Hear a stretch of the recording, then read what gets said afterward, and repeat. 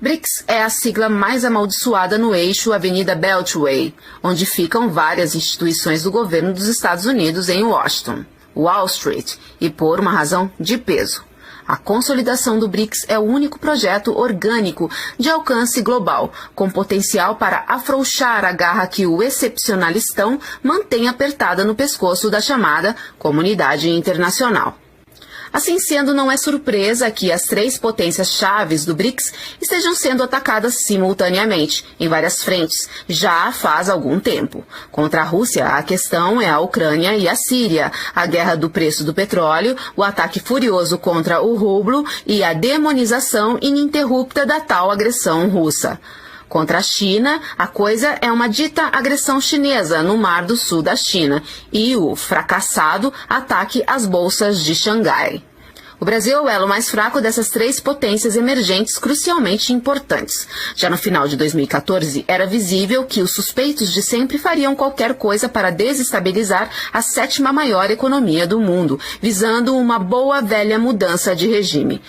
Para tanto, criaram um coquetel político conceitual tóxico, ingovernabilidade, a ser usado para jogar de cara na lama toda a economia brasileira. Há incontáveis razões para o golpe, dentre elas, a consolidação do Banco de Desenvolvimento do BRICS, o impulso concertado entre os países BRICS para negociarem nas respectivas moedas, deixando de lado o dólar norte-americano e visando a construir outra moeda global de reserva que tome lugar do dólar. A construção de um cabo submarino gigante de telecomunicações por fibra ótica que conecta Brasil e Europa, além do cabo BRICS, que une a América do Sul ao leste da Ásia, ambos fora de qualquer controle pelos Estados Unidos. E, acima de tudo, como sempre, o desejo pervertido, obcecado do excepcionalistão, privatizar a imensa riqueza natural do Brasil.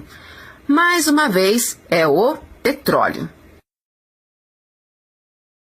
Wikileaks já expôs há muito tempo, em 2009, o quanto o Big Oil estava ativo no Brasil, tentando modificar, servindo-se de todos os meios de extorsão, uma lei proposta pelo ex-presidente Luiz Inácio Lula da Silva, conhecido também como Lula, que estabelece que a estatal Petrobras, lucrativa, será a única operadora de todas as bacias de petróleo no mar, da mais importante descoberta de petróleo desse jovem século XXI, as reservas de petróleo do pré-sal.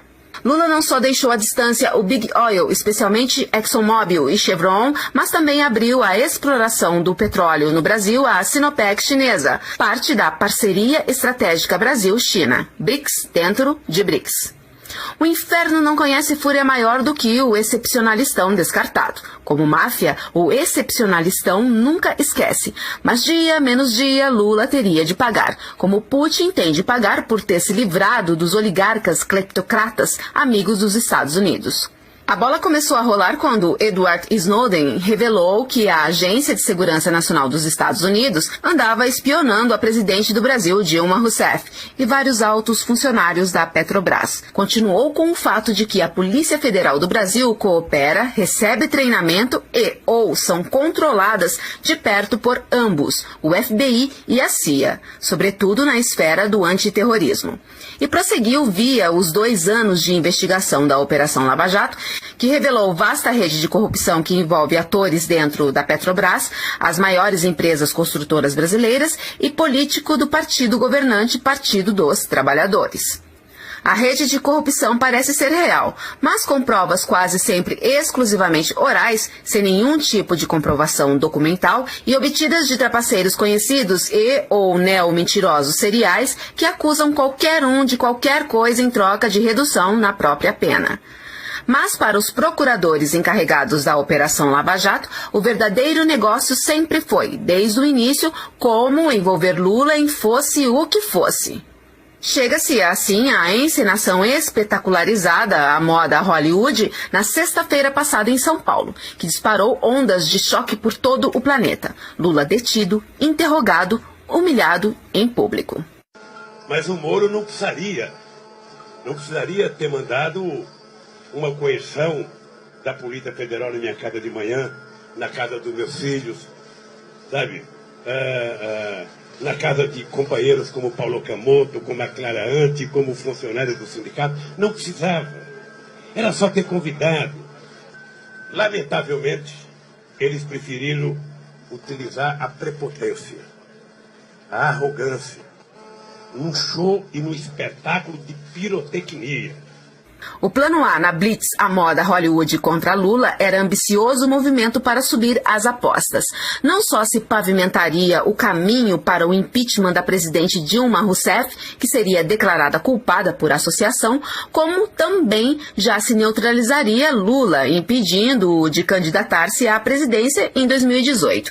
E não havia plano B. Como não seria difícil prever que aconteceria, e acontece muito nas montagens do FBI, toda a operação saiu pela culatra.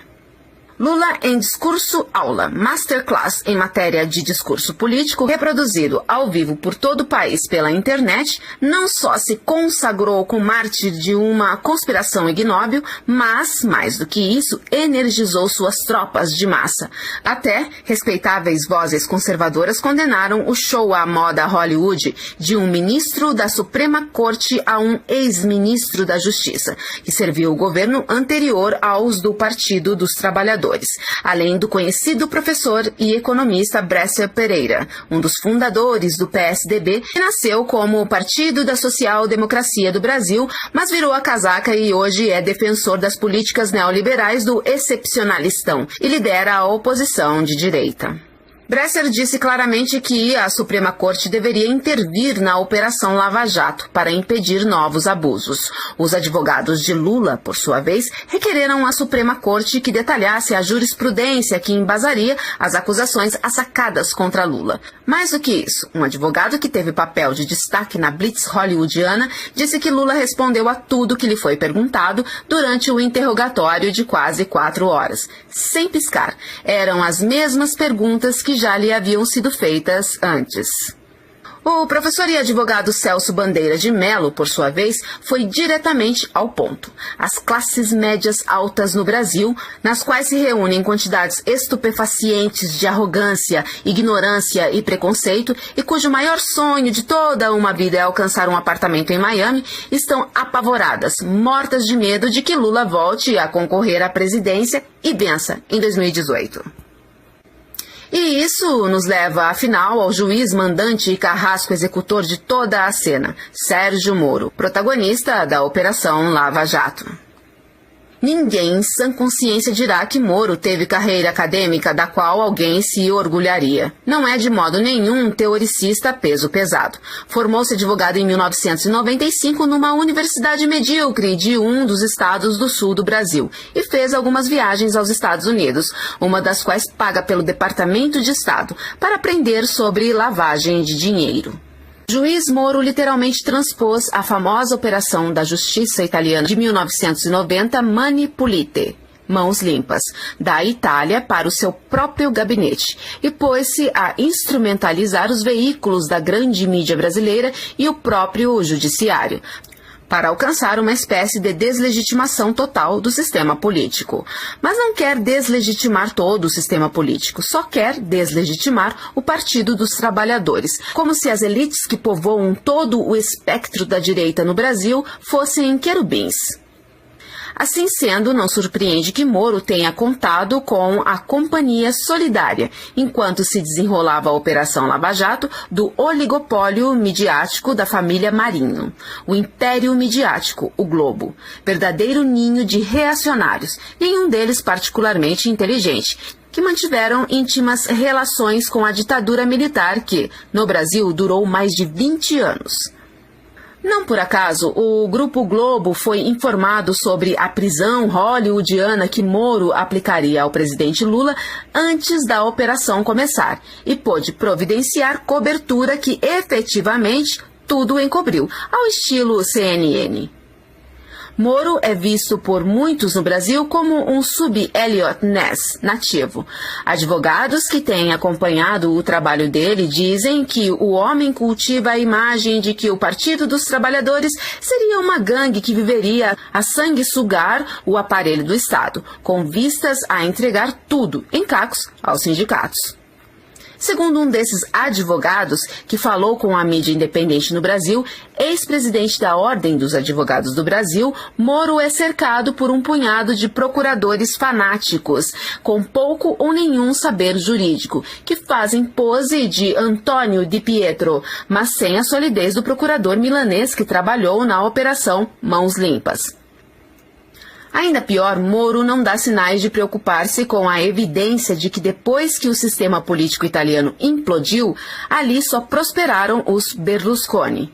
No Brasil, certamente se veria a ascensão ao poder de algum palhaço idiota de bairro, elevado ao trono pela Rede Globo, cujas práticas oligopolistas já são bastante berlusconianas.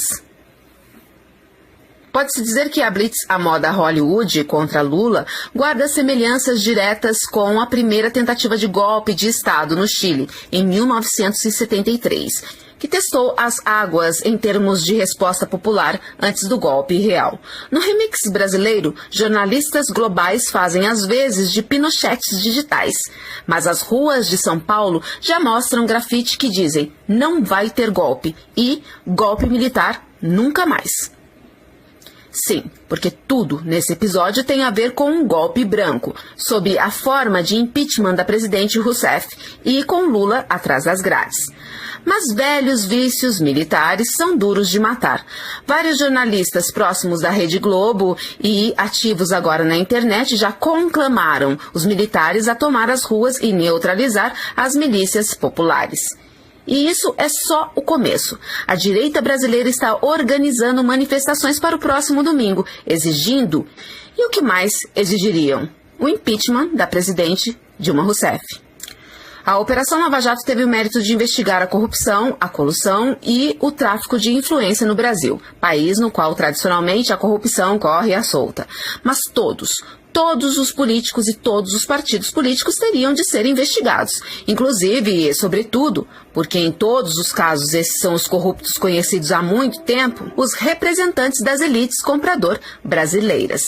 A Operação Lava Jato não opera igualmente contra todos, porque o projeto político aliado dos procuradores do juiz Moro absolutamente não está interessado em fazer justiça. A única coisa que interessa a eles é perpetuar uma crise política viciosa, com meio para fazer fracassar a 7ª maior economia do mundo, para com isso alcançarem seu santo graal, ou aquela velha suja mudança de regime, ou qualquer golpe branco. Mas 2016 não é 1973. Hoje já se sabe quem, no mundo, é doido por golpes para mudar regimes.